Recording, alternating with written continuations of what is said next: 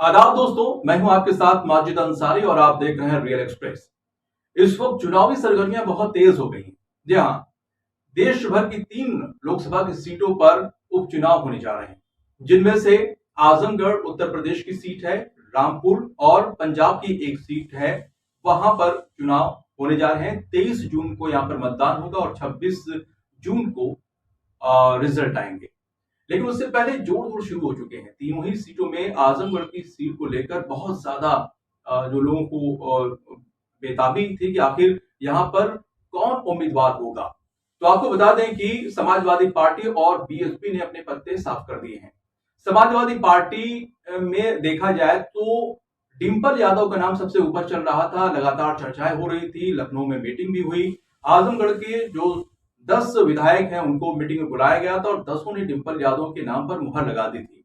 लेकिन अखिलेश यादव ने चौंकाने वाला फैसला लिया। अखिलेश यादव ने आजमगढ़ के ही लोकल रहने वाले, आपको बता दें कि सुशील आनंद को उम्मीदवार बनाया है। हालांकि सुशील आनंद को लोग उस तरह से तो नहीं जानते हैं, लेकिन उनकी जो पृष्ठभूमि है वो काफी आपको बता दें कि काफी बड़ी रही है। राजनीतिक बैकग्राउंड काफी बड़ा रहा है, क्योंकि जो उनके पिता हैं बलिहारी बाबू के नाम से जाने जाते थे। आपको बता दें कि वो बामसेप से जुड़े हुए थे, फिर बीएसपी के फाउंडर मेंबर रहे। काशीराम और मायावती के साथ उन्होंने एक लंबा सफर राजनीतिक तय किया है। लेकिन इस वक्त बसपा की स्थिति क्या है, जिसकी वजह से ही कुछ दिनों पहले ही बलिहारी बाबू ने बीएसपी समूह भंग होने के बाद बीएसपी का दामन छोड़कर कांग्रेस में शामिल हो गए थे। उसके बाद बीएसपी, आपको बता दें कि बलिहारी बाबू ने कांग्रेस छोड़कर 2020 में समाजवादी पार्टी का दामन थाम लिया था। उसके बाद अनफॉर्चुनेटली जो कोरोना का दौर था 2021 में उनका निधन हो गया।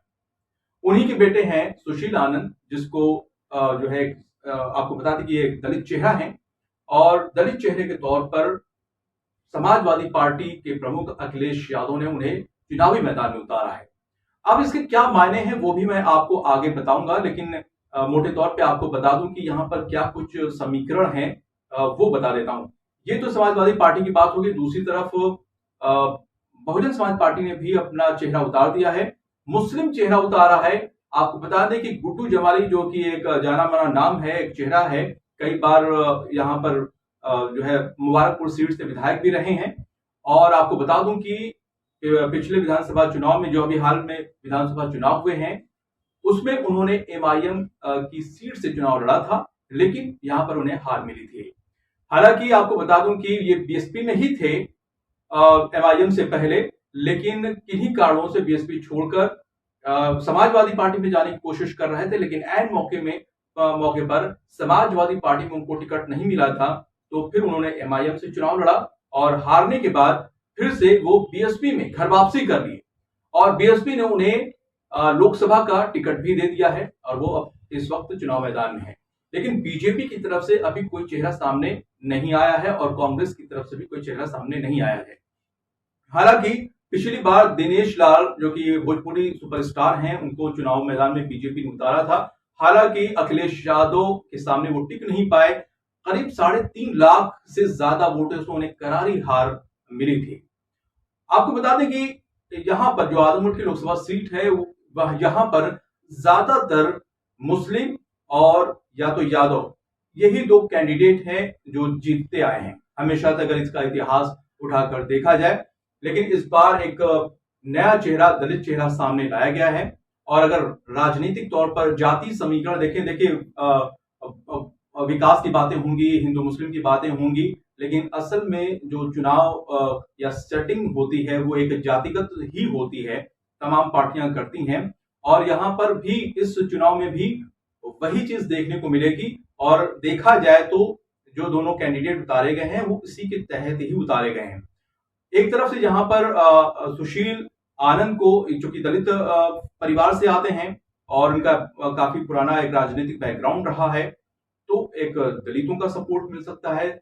और इस वक्त जैसा कि हमने विधानसभा चुनाव में देखा कि एक तरफ पूरे यादव ने समाजवादी पार्टी को वोट दिया था, तो यादव का वोट मिल सकता है और मुसलमानों का भी वोट जो है सुशील आनंद को मिल सकता है। और दूसरी तरफ गुड्डू जमानी है, क्योंकि बीएसपी से हैं तो जाहिर सी बात है उनको बीएसपी के भी वोट बैंक जो है उनके साथ है और कुछ मुसलमानों का वोट भी उन्हें मिल सकता है। लेकिन देखा जाए तो मुकाबला काफी टक्कर का है, अभी कुछ कहा नहीं जा सकता है, अभी और भी कुछ प्रत्याशी सामने आ सकते हैं, तो इसलिए समीकरण बनते बिगड़ते रहेंगे। लेकिन अगर देखा जाए पूरे परिप्रेक्ष्य में तो यहाँ पर इस सीट पर 19 लाख मतदाता हैं और तकरीबन यहाँ पर अगर देखा जाए तो जो ज्यादातर जो बड़ी आबादी है वो यादवों की है, मुस्लिम की है और दलितों की है।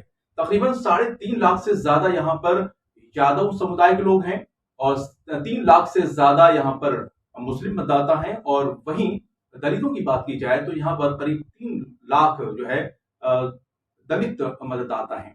तो इस लिहाज से अगर देखा जाए तो यहाँ पर जो है यही एक जातीय समीकरण होते हैं, यही एक फैक्टर होते हैं किसी भी प्रत्याशी को जिताने और हराने में। और अगर थोड़ा सा और इतिहास में अगर हम जाएं तो आपको बता दें कि 1971 तक यानी कि 1952 के बाद से 1971 तक इस सीट पर यहाँ पर कांग्रेस का कब्जा रहा है और उसके बाद जैसे ही ढलान का वक्त आया कांग्रेस का तो वो दोबारा उबर नहीं पाई।